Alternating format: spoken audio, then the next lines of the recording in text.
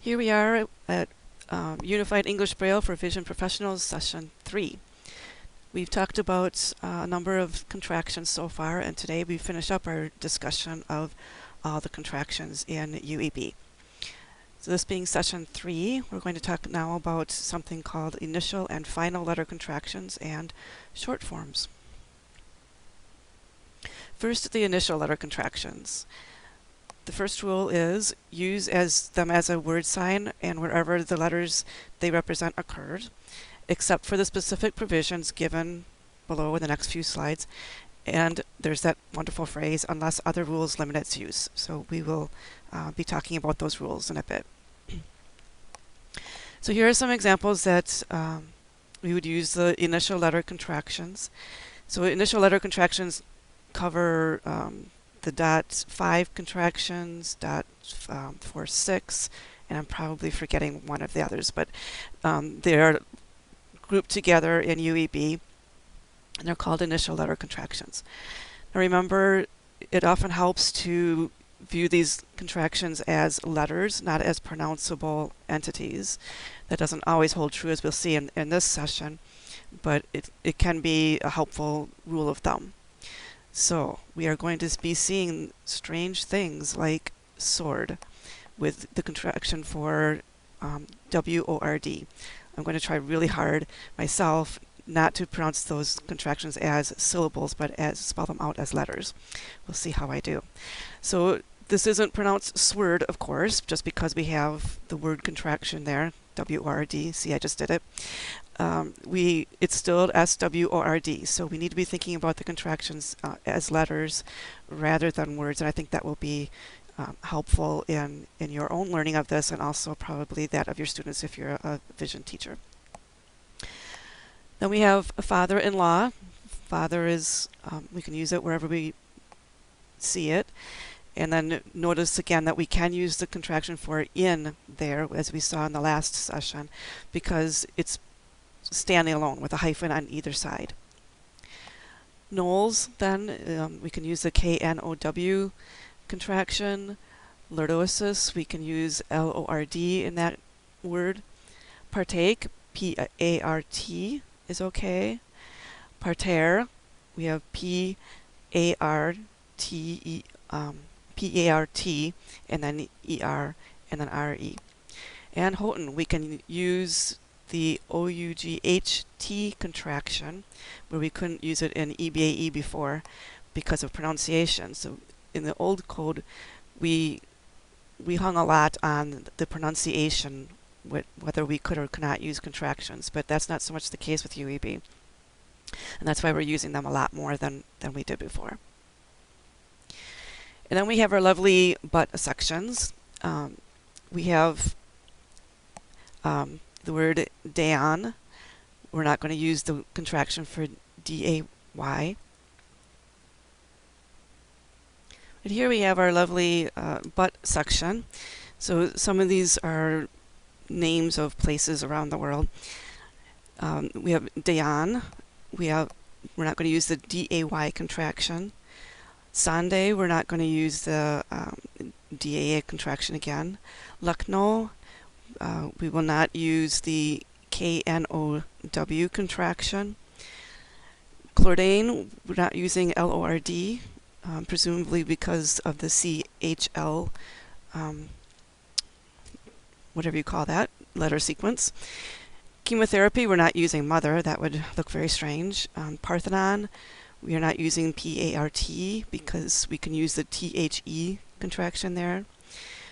Where'er, we can use the E-R, the W-H-E-R instead of .5 where.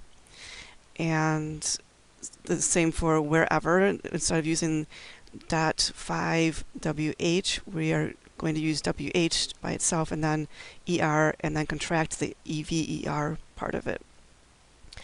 In Dworkin, we're not using the W-O-R-K contraction. I assume it's because of pronunciation.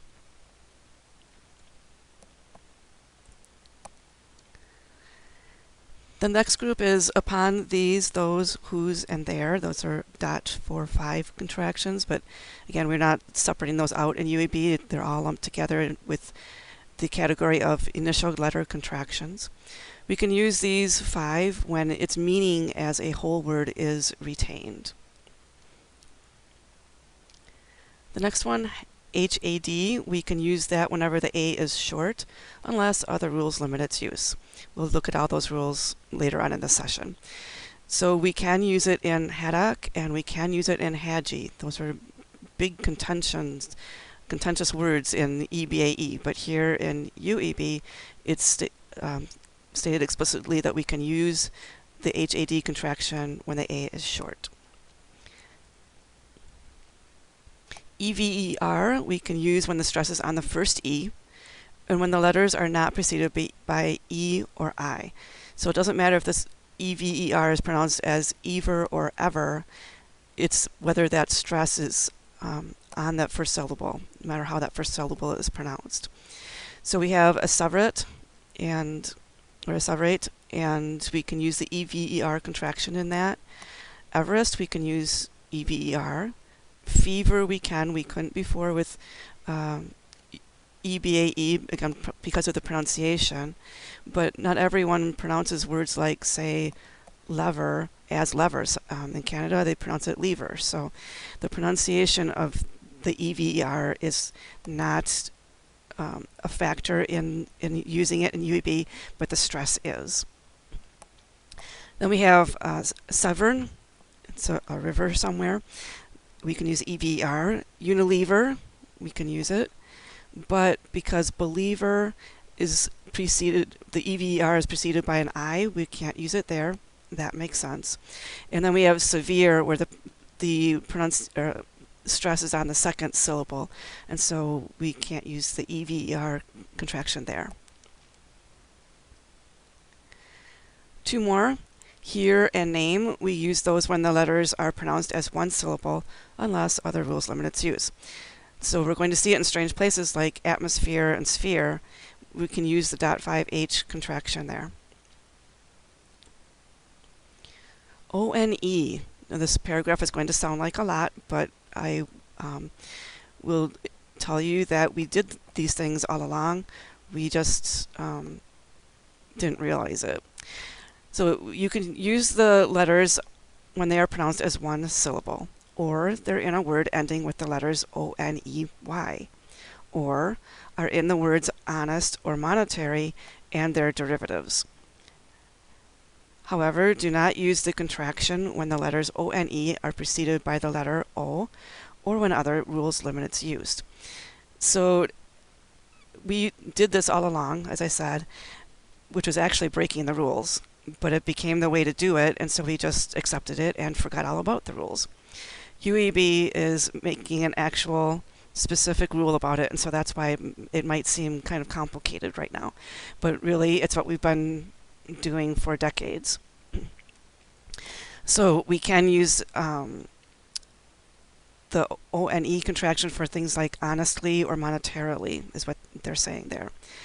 In the examples down below, baloney, we can use the contraction there.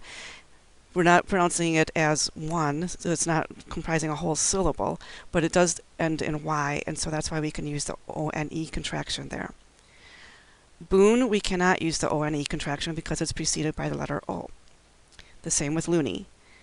Money, we're told specifically that we can use a derivative of monetary, so we can use the ONE contraction there, and also it ends in Y, so that's the main reason why we can use it actually.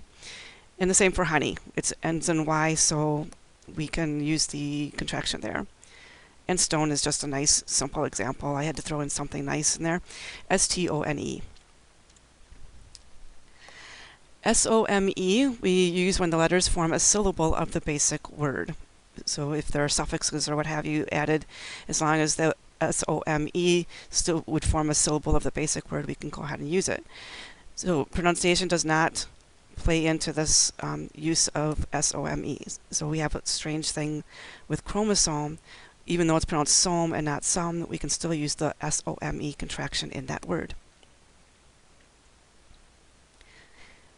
TIME we can use when the letters are pronounced the same as the word time. So past time we will use TIME instead of ST because it's pronounced the same as the word time. UNDER, use except when preceded by the vowels A or O, which would make it AUND or OUNDER. And when the letters UN form a prefix. So with launder or laundry, we would not use the UNDER contraction there because it's preceded by an A. The same with flounder, we will not use it because it's preceded by an O. And in this case, we can use, well, actually, at every case, I suppose, we can use the OUND contraction instead. Underived, we would not use .5U because the prefix UN is what makes that letter sequence UNDER. So it's not a part of the whole word. It's a prefix added to another word.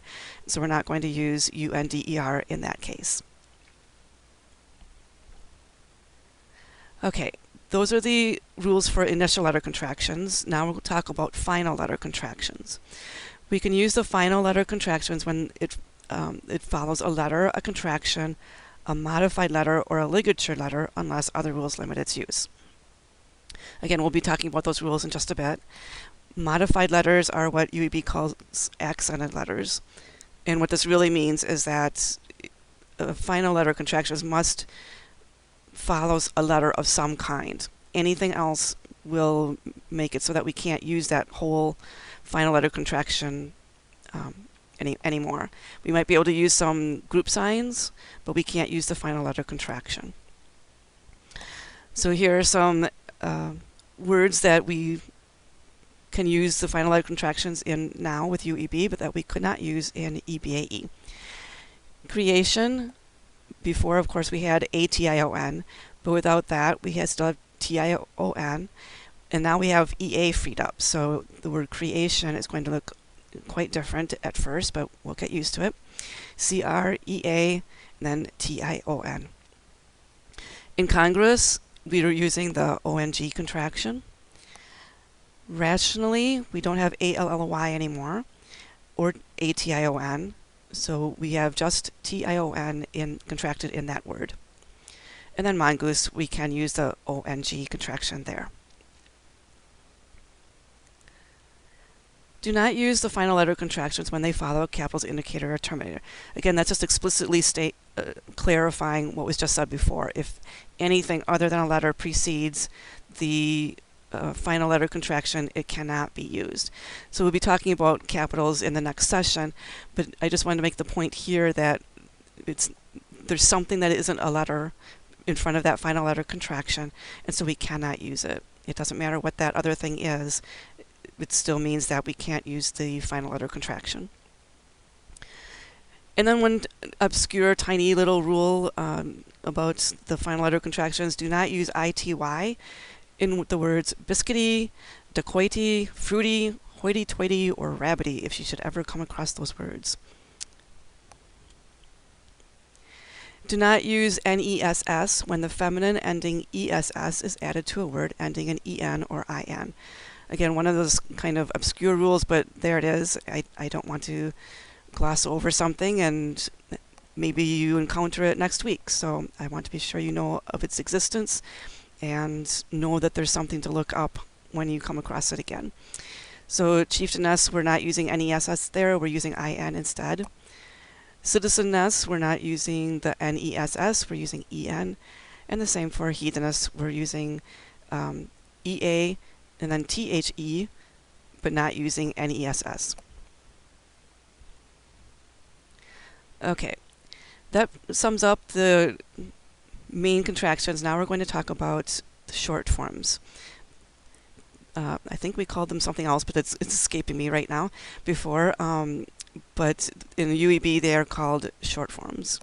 Maybe we called them short form words before. Anyway, they are short forms here, and we can use the short forms word when it's standing alone, regardless of its meaning, pronunciation, proper name, or invented words. We can also use them within a longer word, provided that the longer word itself is still standing alone and that that longer word satisfies two conditions. One is that it appears in Appendix 1, which is in the back of the UEB rulebook. We've already talked about the Appendix 2, which has all the words used as examples in this section, which is Section 10. But Appendix 1 has a list of all the short forms that can be used, and this list is very important. You will want to be looking things up in that appendix to see whether you can use the short form or not. I will admit that this whole short form business is kind of complicated and a little tricky, but I'll try to walk you through it as best I can. So the first thing to consider is whether it appears in Appendix 1, which is interchangeably called the short forms list in the UEB rulebook. The second thing to consider if the short form is within a longer word is that it satisfies the rule of 10.9.3. That rule, 10.9.3, is that there are 10 short forms with special rules. Those 10 short forms are blind, braille, children, first, friend, good, great, letter, little, and quick. You can use any of those 10 short forms within a longer word that isn't on the short forms list, or you can call it Appendix 1, provided that word is still standing alone and that any restrictions for the short form are met. Those restrictions are braille and great, you can use them wherever they occur, so really there are no constrictions. But then children, you can use it wherever it occurs as long as it isn't followed by a vowel or a Y. I can't think of an instance when that might happen, but recognize that, again, that UEB is an international code, and who knows, you just might come across something like that.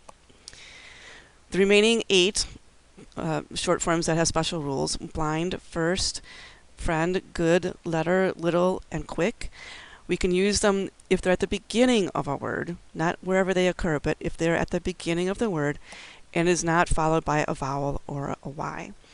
So if you look at this, if there's progression, braille and great you can use wherever, whenever. Children can be used wherever as long as it isn't followed by a vowel or a Y. And then the remaining 8 can only be used in the beginning of the word and cannot be followed by a vowel or Y. So it gets a little bit more restrictive as you go down this screen. So those are the 10 special short forms. The other short forms that are not one of the special 10 cannot be used in longer words if the word is not in the short forms list, which is also called Appendix 1. So if it's not in that list at the back of the UEB rulebook, you cannot use it. The rules at the end of Appendix 1, short forms list, were used by the International Council of English Braille, ICEB, when creating this list. Only ICEB can officially add words to the list. So I'm not quite sure why that list was included, because it's not a list that we mere mortals can use to add words that we think should be on that list. Only ICEB can officially add words to that list. So again, if it's not there already, we cannot use that short form unless we follow unless it's one of those 10 special forms that have special rules attached to them. That being said, the word unsaid and unrepaid, they have been officially added to the list as of March in 2015.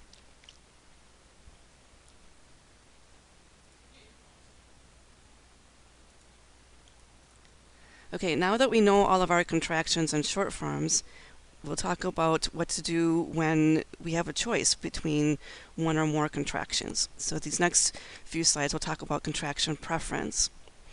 The first rule is give preference to the group sign, which causes a word to occupy fewer cells. So in the word advanced, we will use ANCE instead of ED, because if we only used ED, that would take up more cells. Right, we are going to use that .5R contraction because just using GH would take up more cells. Coherence, We could use either HERE or ENCE, but ENCE takes up fewer cells. Then we have the word thence, and TH, and then ENCE takes up fewer cells than THENCE. Vengeance, we are going to use the ANCE contraction instead of the EA. And wither, we're going to use WITHER instead of WITHER. The next thing to consider is to give preference to the strong contractions, provided their use does not waste space. So we have afford, instead of using FF, we're using FORD, or excuse me, just FOR, which is what we did before. Bathed, we're not using TH and ED, we're using THE and then D.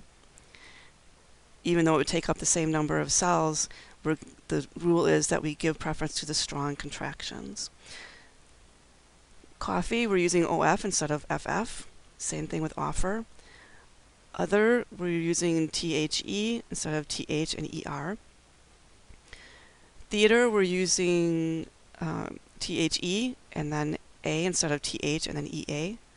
And then we're using THEN instead of TH and EN. So this is an example of the different rules from the old and the new, leading us to the same conclusions, which is these are how we've always been brailing these words, so nothing has really changed, just for a different reason.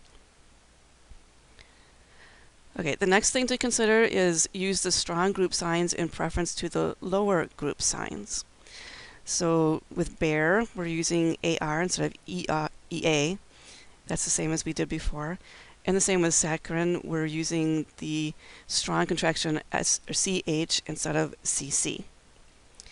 The exception to that rule being we can use the strong and lower group signs in preference to the initial letter contractions and the final letter group signs if they do not waste space. So we're preferring one cell contractions over two cell contractions. So adhered, we're using ER and ED instead of .5H, which would be a two cell contraction. Component, remember we don't have COM anymore. We're using EN here instead of the ONE, because ONE requires two cells. Effulgent, we're using FF. Heredity, we're using ER and then ED instead of HERE, because that would be a .5, a two cell contraction. Parthian, same thing, instead of using a two cell .5P contraction, we're preferring AR and TH. And stoned, anytime you have ONE followed by D, we're going to use ED instead of the .5 O contraction, because that would be two cells. The exception to that is use the final letter group sign for ENCE in the letter sequence ENCEA, ENCED, and ENCER. So if ENCE is followed by A, D, or R, we're going to prefer the final letter group sign for ENCE instead of some other contraction that you might be able to use. So the name Clemenceau, we're using the ENCE contraction instead of the EN and EA contractions there. Commenced, we're using, again, ENCE because it's followed by a D instead of EN and ED. Influenceable, we're using, again, ENCE instead of EN. And silencer, we're using ENCE because it's followed by an R. Select the group sign which more nearly approximates the usual pronunciation of the word and which does not distort the form of the word. Granted, that's a little bit subjective, especially since, again, we're talking about an international code where some of our words are pronounced very differently depending on the region or country that you're from. So I don't know what to tell you, honestly, about this, but if you are in doubt, use the pronunciation that you are used to and your reader will be used to. There's also going to be an update of the Braille Enthusiast Dictionary coming along, hopefully soon. So we have examples here of asthma. We're going to use the TH contraction there instead of ST. Gingham, we're going to use ING instead of GH because it would make it hard to recognize the word when you're pronouncing it. So this is a case where pronunciation does come into play. Posthumous, we are going to use the ST contraction instead of the TH contraction. Stronghold, we're using ONG instead of contracting GH, whereas we're using the .5 WH contraction for where instead of the EA contraction. Wherever, we're using we're using EVER instead of .5 WH for the where part of the word. And chemotherapy, we might have mentioned this already, but we're not using the contraction for mother because that would be very difficult to recognize that word. So no contraction for MOTHER. We're using THE instead. And the last thing to consider when using all these contractions is something we've talked about a bit before. When we are bridging compound words, unhyphenated compound words, do not use the contractions that might look like they could be used when they're spanning the two words. So in bottleneck, we're not using EN. Cart horse, we're not using TH. Dumbbell, spelling out BB. Grasshopper, not using SH. Kettle drum, not using ED. Longhand, using ONG instead of GH. Northeast, we're using TH for north, and then remember the rule says we can use EA because it's now attached to that word north. So we have the EA contraction there, but we are not bridging the two words in the compound word with THE because that would make it very difficult to recognize the word. Painstaking, we're not using ST. Pineapple, not using EA. Rawhide, not using WH. Storeroom, not using ER. Stronghold, again using ONG over GH. And tea room, we're using EA instead of the AR contraction. So hopefully that all makes sense. It will take some practice, but we'll get used to it. And just like we did before, eventually it'll just be the way it's done. And we'll be able to either braille them without having to look everything up, or read them and not wonder what on earth all of that is about. So again, if you try to think of the contractions as letters instead of pronounceable syllables, that will help you out a lot. So go ahead and give the practice sheet a shot, and I will see you back here for session 4. Thank you.